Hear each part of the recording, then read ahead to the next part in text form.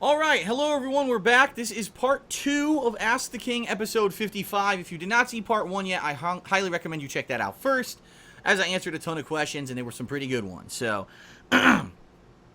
let's move right into it with some controversial topics. Why not, ladies and gentlemen? Alright, our first question is from TriEdge763, and he asks the following. He says, Phil, my question is, what do you think of SJWs, or social justice warriors? With events such as Gamergate, you saw many gaming outlets pushing the video games promote sexism and misogyny narrative.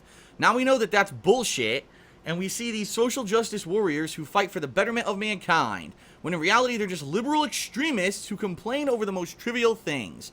Why do you think some people have this extreme mindset and are very concerned over political correctness? Personally, I really hope these social retards go away because they stifle creativity and hold the gaming medium back. Alright, let us really talk turkey here. Alright, let me turn on my air conditioner because it is making a lot of noise. First of all, I want you to understand that that was the statement of TriEdge763. That was not any statement that I made. I was just reading his question. Alright, so, ladies and gentlemen, social justice warriors, or SJWs. How is it, the past couple years, this has become like this really big thing where now you hear about SJW, and I'll be honest, until 6 months ago, I didn't even know what the fuck people were talking about when they said SJWs. I really did, I didn't even know, because I stay out of that shit. You know what I mean? I stay out of all that fucking stupid drama nonsense, and I did talk about Gamergate last year, and I felt that Gamergate was a legitimate chance for gamers and gaming media alike to talk about. Legitimacy of gaming media, legitimacy of coverage of games, the corruption within gaming media, and all this stuff, and instead SJWs supposedly decided to turn the topic into, it's because the whole topic is really that gamers and the gaming culture don't like women. They attack women. It's very, hateful towards women. What the fuck? That was not what it was about whatsoever, okay? I'm not going to get into Gamergate. I've addressed Gamergate in the past, so I'm certainly not going to go back to all that and readdress that. My opinion on Gamergate remains as it was last time, and it seems that like a lot of people seem to agree, and it resonated with a lot of people what I've said on Gamergate in the past on previous episodes of Ask the King, so go check those out if you want to hear that. Here's the deal. Social justice is an important topic, okay? There are many things in this world that are unfair, that are not just. There are groups of people who are being held down. There are groups of people that are not held in equality with others. There's a lot of issues going on in the world. It's absolutely 1,000,000% true that this is not a perfect world we live in. We do not live in a utopian society, okay? And over the years, certain topics become hot topics at certain periods of time. During the 1900s, you had, we had to get rid of slavery. We got rid of that, and then it was about integrating the African Americans into American culture and having them be treated as humans rather than people who were, not equal with everyone else. Then it was about women and women's suffrage and having women be treated on the same level as everyone else and getting voting rights and all of that. So you've had all these ongoing things in American history, in particular, that have been big social issues that have kind of over the years resonated. And let's face it, today, African Americans are happy enough to be equal members of society with everyone else to some extent. I would still agree that there are situations where things are not equal and they are not treated fairly. Same thing with women. There are some cases where women are not treated equally as with men. Where maybe they don't get the same rights, they don't get paid as much in certain situations, certain job sectors, etc. Listen, I'm not any kind of a statistician who's done the research who can give you any kind of background on any of that stuff. I will tell you there is injustice. I will absolutely tell you that, all right? And I will tell you that there are people in the United States of America, because that's where I live, that's where I have to talk about, who are dedicated and day in, day out to making sure that injustice is dealt with and done away with, that people all get an equal share, okay? And that people can basically have an equal chance to make it big or make a good living in America and have a fun life as everyone else. Everyone should be treated equally and be on the same page. Those people who do that on a daily basis do not call themselves social justice warriors. They don't gather to Twitter and Tumblr and social media to complain about every little fucking nitpicky thing. Those are the people who are on the fucking streets, the people who are working in the soup kitchens, the people who are feeding the homeless, the people who have been campaigning, people like fucking Bernie Sanders, how long has he been out doing social justice work? You think Bernie Sanders is on Twitter about social justice every 5 minutes? Fuck no. The real people behind the social justice in America are not these SJWs, all right? This movement, and this is a very generalized statement, understand there probably are people who call themselves SJWs who are not grouped into this, but the majority of people who are considered, or these SJW movement, they're young people. They don't really have any kind of a persona or identity, meaning they exist, but they're not known for anything, okay? So this is how they get their attention. I'm going to be a social justice warrior, and I'm going to nitpick for little fucking problems, right? With every little thing in culture, on television, in video games, everything. Everything there has to be an issue with. And I'm going to nitpick it out, and I'm an SJW, and we're going to blow it up, and I'm going to get all these retweets, and I'm going to get all this excitement on Tumblr and everything, and we're going to all together, we're going to expose all this and change the world. And the bottom line is, the people who actually care about changing the world don't care about getting popular while they do it. It's that simple, right? They don't care. They don't care about becoming internet famous. They don't care about making money. They don't care about getting retweets. They just want the shit to change. And that's the difference between real justice and social justice warriors. Do you think that Anita fucking Sarkeesian really gives a flaming fuck about the stuff that she's known for? Just look at the shit. All of her research, you look at where is the proof? Where is any factual evidence of anything you're saying? And it doesn't exist. She pulls shit out of her fucking ass on a daily basis, but because she victimized herself, she became the figurehead of victim women. Now everyone thinks she's an expert on feminist issues, and she's a social justice warrior. She did it to make money. She did it to become popular, and she's making a living doing it right now. She's a fucking scam artist, and she's great at it.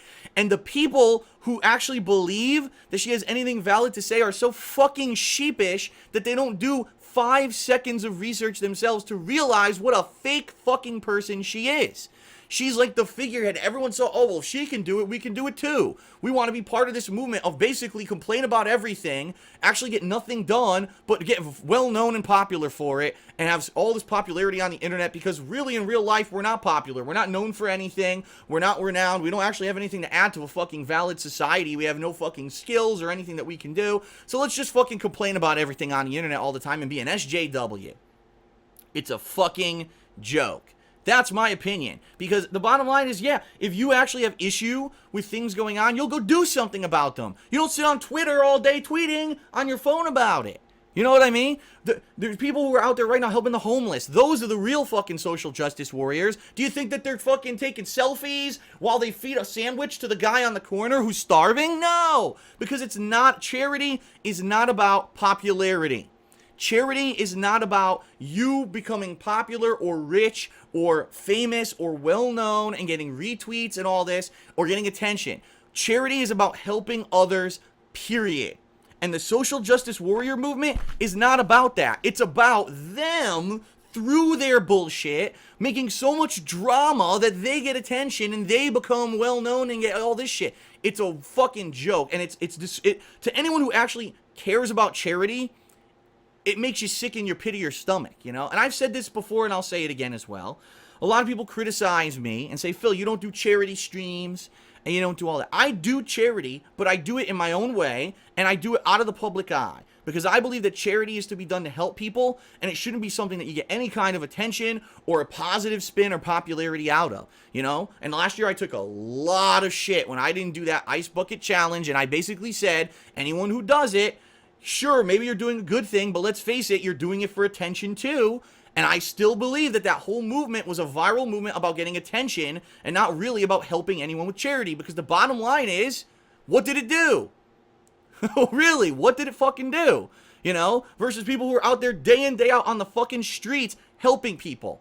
Those are the people who should be applauded. Those are the people who should get viral attention, right? Not someone who fucking made a tweet and dumped a bucket of shit on their head. So, garbage, in my opinion. SJW, the whole movement is just a bunch of young people with nothing better to do with their fucking time. They can't find a way to get attention outside of the internet and making big issues out of things where issues don't exist. And that's what they're doing. So every time you see one of those attention-seeking whores, you tweet them, you say, wow, you're a whore. And there you go. And that's it, because that's it. They're attention whores. We need to find issues with things that have no problems with them because we need attention. There you have it. All right, next question is from Ingenium, all right? And Ingenium says, oh, this is a long question, excuse me, it's a 2-paragraph question. All right. Here it is, it starts right here. There's been a lot of uproar during the last and current generation consoles about the way that companies are handling DLCs, pre-orders, and season passes for their games. Specifically, companies like Capcom, who are selling on-disc content as DLC, Rocksteady, who's selling expensive season passes but not even telling the consumer what's going to be in the season pass ahead of time, and Turtle Rock Studios selling monsters for Evolve when the original game only had 3 to begin with and most people said didn't have enough content to warrant a retail release. My question is, why do people bitch about these said practices and yet still buy the content instead of just not buying the content to begin with? It seems counterproductive to bitch about something and yet still buy it, and also sets a bad precedent with game companies. Alright. So, let's be honest here, okay? Let's be honest. It's true. This is a common practice now. Most game developers, they're doing this and they're having issue with it, and people are giving them shit for it. Yet, it's true that it seems like a lot of these games are still doing well. Right? How many people complained about Evolve? Yet, Evolve actually sold pretty well, right? Batman, Arkham Knight, everyone said, why would we buy this expensive season pass before we know what's in it? Yet everyone bought the season, well, I don't say everyone. A lot of people bought the season pass because they got all hyped about Arkham Knight, right? And so he has a valid position here and a valid thing that he's saying. All right. Here's the thing, and at least I can tell you from my perspective and from the perspective of everyone else. My perspective is the reason that I would buy into this stuff. Why did I buy Evolve when I knew it didn't have a lot of content at launch? Because not only am I a gamer, but I'm also a reviewer, and I share my thoughts about the games as I play them with the public. And by me buying that game, even though maybe it wasn't worth $60 in my eyes, right, I was able to experience that and relay that to you. So now, hopefully, you didn't spend that same $60 that I did, and you save your money and you don't waste your money on crap, okay? Now, the other thing, of course, keep in mind, I also make YouTube videos. I do live streams, so I make money of other ways from these games. So for me, even though I paid $60 and necessarily the game wasn't great, it's business, it's work for me. So for me, it makes sense. It's my job to cover these games and relay that information to you of my experiences with them, all right? So when I buy the Batman Arkham Knight Season Pass and the Season Pass sucks, at the end of the Season Pass, I'll tell you that the fucking Season Pass sucked and don't buy Season Passes. But I need to buy the Season Pass in order to know whether or not it's going to suck, all right? The common gamer, I'll be honest here, I don't think that's the situation at all, all right? I don't think that at all. Here's what I think happens, all right? Here's what I think, ladies and gentlemen. People get caught up too much in hype. It's that simple. The new big release for this month is Evolve. Well, everyone says that, oh, it looks good. We're going to play it. Oh, okay. Now, you hear people saying it's not worth the money. You don't buy. Oh, well, I don't know. I'll get it. I'll get it. And I'll judge for myself. And then they get it. Fucking shit. Fucking piece of shit game. Didn't have enough content. And that's the problem. People allow themselves to be caught up with the hype and the marketing machine and all this stuff. And they buy it anyway. Even when they hear from all these different areas, it's not good, not enough content, don't buy the DLC, don't get this game because there's not enough content. They still do it because they get caught up in the hype of it. And that's the problem, is that people will always, it's sheepish, I hate to say it, sheepish mentality, right? You see the ad on TV that says Destiny is a game that will change it's not a game, it's an experience. It'll change your gameplay life. Wow, I need to get Destiny. And you play it and you're like, what the fuck is this? And that's the problem, is people buy in. They buy into the group mentality of this is great, this hype mentality. It's not just gaming, it's everything on YouTube. The YouTubers who have the highest views, check out some of their videos. And if you've never seen them before, you might be like, why the fuck does this video have any kind of viewership? Because it's popular because of the hype mentality. Because this video has tons of views, it must be good. Because this game has an ad on television and everyone's buzzing about it, it must be good, right? And you're like this, well, I'll try it for myself, and then you end up fucking yourself because you bought the shit that was terrible. So as long as people are gullible, as long as people are easy to convince that something is good, even when everyone else tells them it isn't, this practice will still happen. It will eventually, hopefully, I would think, that people would learn their lesson, and after you get burned once, twice, thrice, and finally you've wasted so much of your money and you're like, fuck, I just bought 4 games in the past year, all were overhyped, they all sucked, I bought this season pass, it was a piece of shit, that people would stop doing it. But I don't know. I don't know if that's ever going to happen. I don't know if that's the mentality of people. They fall for shit. It's the mob mentality, the sheep mentality. People have always fallen for this. All of marketing is basically based around this, getting a group mind mentality to fall for something so they'll buy your product or they'll do what you want them to do. That's marketing. That's actually something you study in school. So, I mean, yeah, it sucks. It is counterproductive to buy it and then bitch about it afterward. People need to learn their lesson and not fall into the, oh, just because it's hyped and everyone says it's going to be good, I need to play it. And of course, the other thing, unfortunately, and I will say this too, is people get into the hype of, I need to play something on launch day. I need to play it on launch day because that's the day it's new and fresh and everyone's playing it, right? If I play that game 2 weeks after launch day, well, I've already missed out. And that's the mentality people need to get out of. If you wait 2 weeks, you can hear reviews, you can see if the game's worth your money. How many people didn't buy Evolve, waited 2 weeks and heard from everyone there's not enough content, it's a repetitive game, and they didn't buy it and they're like, wow, now I could spend my $60 on something better. And they, oh no, they missed out on the launch day hype, but hey, they saved their $60, right? So there you have it.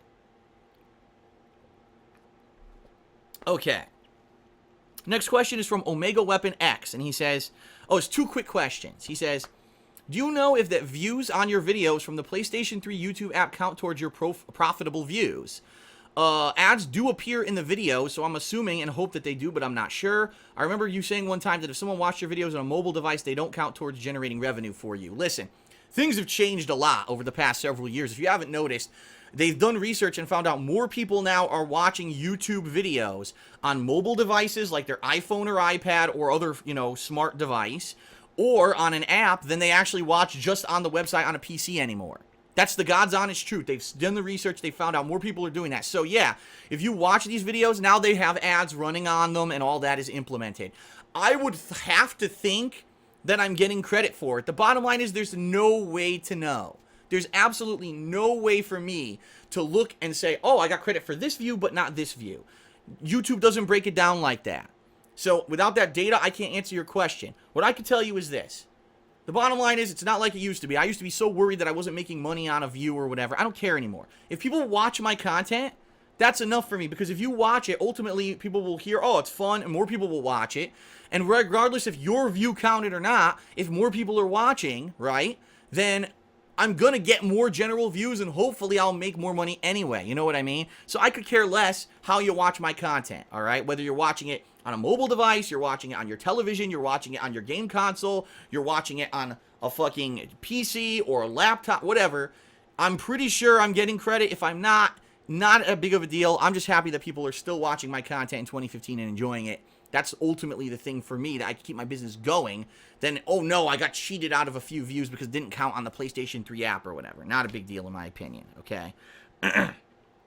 All right, and his second question, what do you hope to see in the new Mass Effect Andromeda? It will apparently be set in the new galaxy called Andromeda, but there really isn't anything else known about the game other than a holiday 2016 release date. Listen, it's like I said earlier, and I'll say it again, I'm trying not to get into a lot of, oh, I need to do pre-research about games. I love the Mass Effect series. I was sad to see the trilogy end the way it did on a low note because so many people hated the ending. I'd like to see it start up again. I'd like to see what they could do with it. Would I like to see characters return? Yes and no. Yes, I'd like to see characters return from the original Mass Effect trilogy, but at the same time, that kind of ended it. You know what I mean? That trilogy kind of ended everything. So rather than that, maybe start something new. But I don't know. I really don't have an opinion because I'd rather just, I'll wait and see. I'm not getting so overhyped about stuff before it comes out, okay? The next question, this is an interesting question. I get asked this question all the time. I really do, all right? From Nadodur. I have no idea if I said that correct. Nadodur? All right. Here's this question. He says, Phil, Earlier in the year, Seamus, who's known as SSoHPKC, and you've mentioned many times in your videos before as someone that you know who's a popular gaming YouTuber, disabled all of the comments on his videos, followed later by the Creatures, who's the group of gamers who he's associated with, who temporarily disabled the comment section on their entire Creature Hub channel and moved the discussion to their own personal forums. Would you consider doing the same? Without huge amount of dislikes, nasty comments from people on your videos, and with a forum filled with only your fans who enjoy your content, you'd finally have some aura of positivity around your channel. Every other comment would cease to be, what's with all the dislikes on this video, followed by pretty much an overall comment section civil war between fans and haters. All of that would allow us, the fans, to enjoy and laugh and be frustrated at your content without that hater nonsense clouding everything. Okay, fair enough. This has been a hot topic over the past couple of years since, obviously, a ton of immature people have flooded my content, whether it's the videos on YouTube, my live streams, even my forums, with nasty negative shit. You'll see certain games, not every game, but certain games, all of a sudden, even if regardless of what's in the video, if I'm doing well or I'm doing shitty, tons of thumbs down on the videos, right? Phil sucks monkey shit. Phil's a fucking Hitler of the gaming and all this, ridiculous negative stuff all over the videos. And I said, years ago I tried to actually moderate that stuff, and I basically made it known a couple years ago. I said, I'm not going to bother with it anymore because there's no way. I spend more time moderating the comments on my videos than actually playing games. And that's not worth it, And ultimately, the problem is, it's YouTube. The problem is YouTube has made zero effort in all the years that they've existed to make the website any kind of an intelligent website where discussion can be had and trolling can be stopped. YouTube doesn't care, and I've said this before. Everything I'm saying in this video I've said before. Google and YouTube don't care about you. They don't care about the viewer, they don't care about the uploader, they don't care about anything but themselves. They don't care that the comments of YouTube videos are garbage. They don't care that there's racism, that there's nasty clone accounts that have Hitler's face on them, and that people are using the N-word like crazy. They don't care about any of that. All they care about is if they're making money and if they're getting sued. And as long as they're making money and they're not getting sued, that's all they give a shit about. So over the years, they've made no effort whatsoever to make YouTube a better experience. In fact, it's gone backwards. When I started on YouTube in 2008, it was a much better experience to watch a video. Wow, read the comments. It was fun. Now it's utter shit. These immature people have flocked to YouTube. This is their breeding ground for getting their jollies. And they will shit on anything just for the sake of shitting.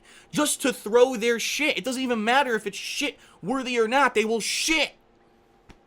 So, a lot of people have said to me, Phil, why don't you just disable all of your comments? Right? Why don't you just turn everything off?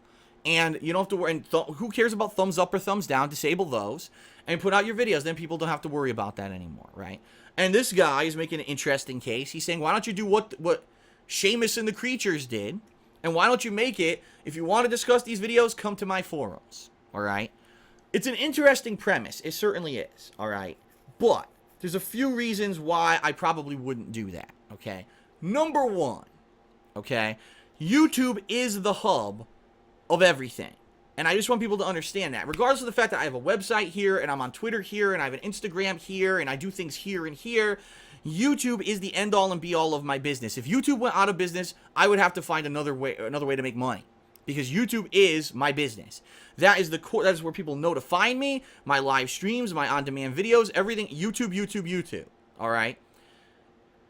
It is very difficult to take an audience and have them go from YouTube to something else. I know this for a fact because I experimented with Blip TV and other things over the years. It's very hard just to get people to go to one YouTube channel to another. It's hard to get carryover. It really is. You know how many people used to watch my vlogs, and then when I integrated the vlogs into DSP Gaming and then put them back on their own vlogging channel 2 years ago, half my viewership audience on my vlogs left. And that's just the case. Getting people, to move around is difficult. Alright? If I were to disable comments and thumbs up and all that, alright, all the trolling would go away, absolutely. But, every once in a while I'll play a game. Every once in a while I'll make a video. Every once in a while I'll do something that has noteworthy... It strikes a note. It strikes a note with the viewership. And they want to talk about it. And they want to either thumbs it up or thumbs it down. Right? They want to do these things. And so, for me... I think it's more of a detriment to take away the ability to share or interact with people about something momentous that I do than to just put up with the daily trolling.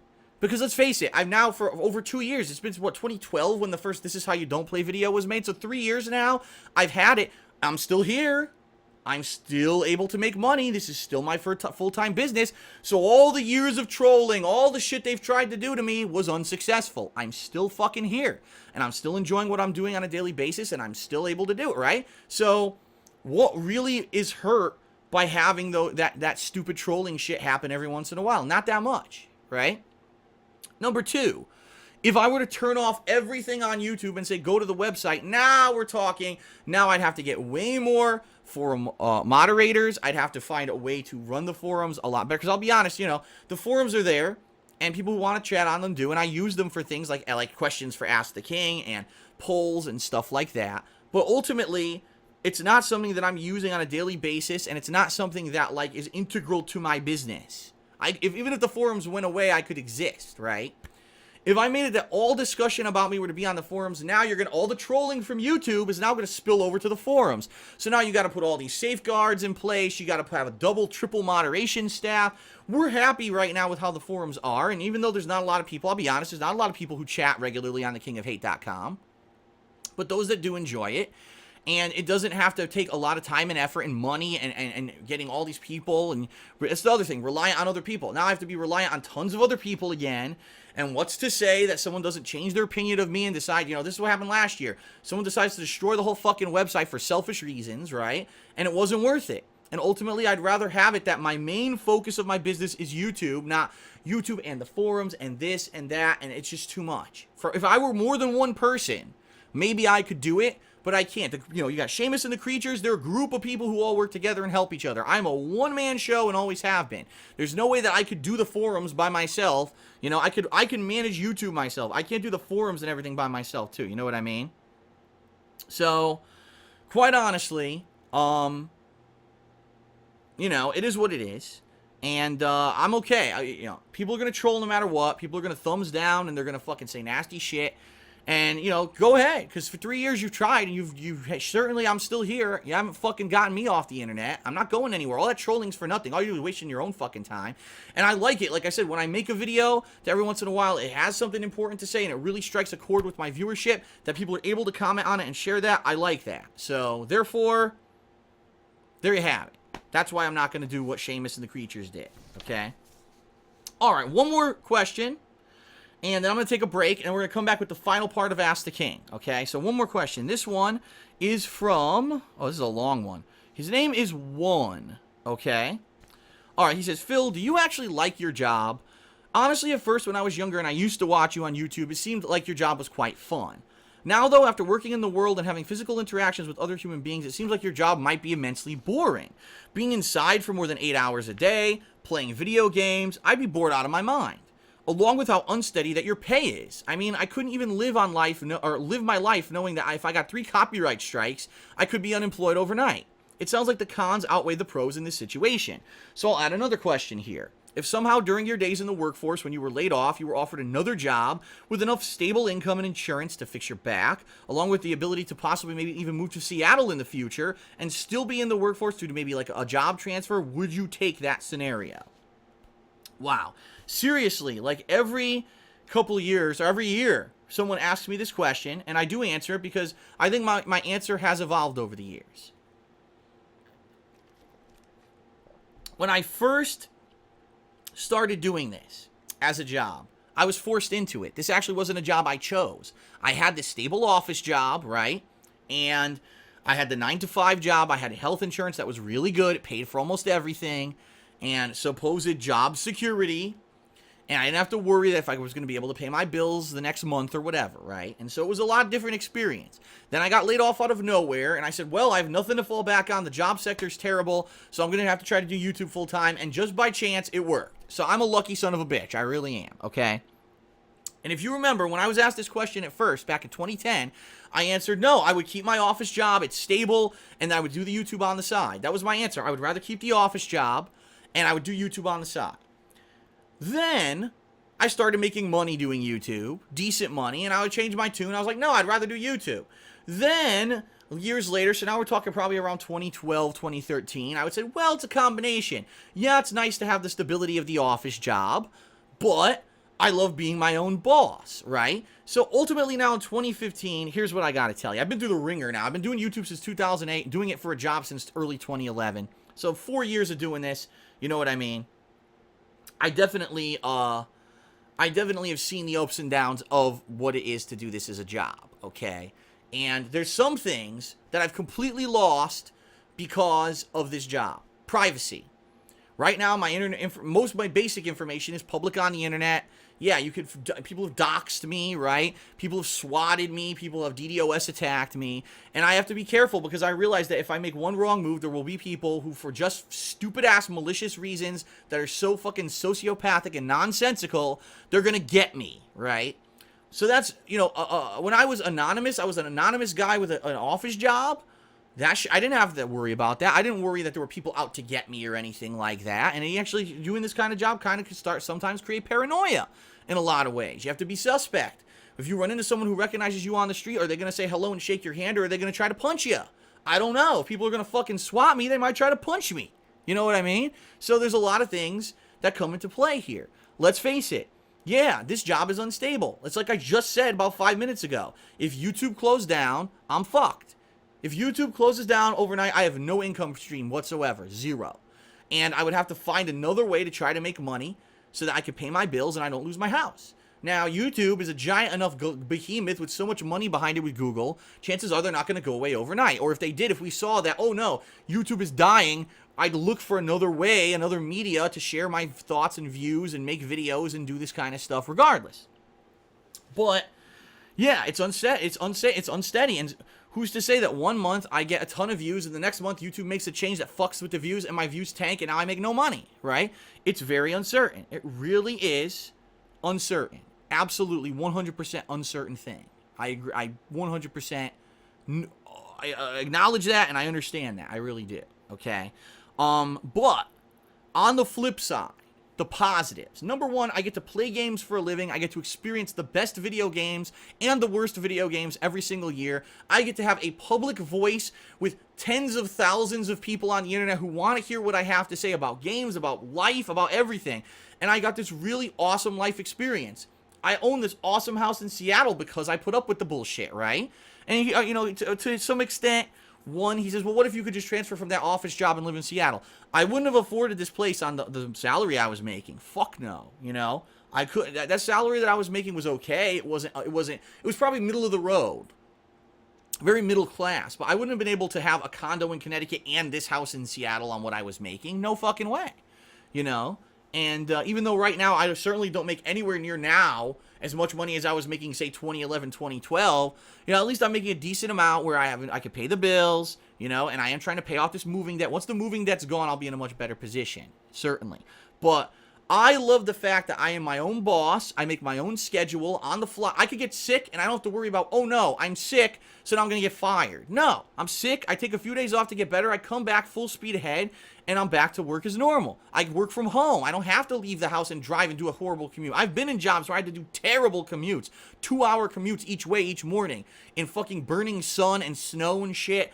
It's not worth it. It's a shitty grind. And I don't have to be part of that daily grind, because I'm lucky enough to do this for a living. And I'm incredibly grateful. So if you ask me again in 2015, would I give all this up? No. I met my girlfriend Leanna because I did YouTube, all these positive things in my life that have changed. My health is so much better now than it used to be, because now I'm able to eat a better diet and control myself and my schedule and everything much better than I used to. My life now is ultimately way better than it was before YouTube, by far. There's a lot of risk factor involved, but overall, my quality of life is great. So if I could have an office job and live in Seattle, I probably would say, no, I'm living the dream. I really am. Even though there's all these nightmarish parts to the dream, it's still a dream, and it's still a lot better than what I probably would have had if I still had the desk job. And I'm happy for it, and even though you hear me complaining from time to time, oh no, my healthcare sucks, and this and that, those are the pitfalls of being self-employed and doing what I do, and I am still enjoying it daily. That's why I do it. Trust me, if I didn't like what I was doing, I wouldn't do it. I would be looking for another job or trying to find a way out, and I'm not because I like this. Okay? All right, everyone. Time for a break. If you're watching this on YouTube, check out for part 3, which will be coming up shortly. If you're watching this on the stream, hang out. I'll be back in a few minutes for the conclusion. Right now, we've got about 5 major questions, and then we got Twitter and Facebook questions to end the show. So it'll be a perfect timing for me to do that. Thank you for watching. I'll be back shortly with the final part of Ask the King for this month. Thanks a lot.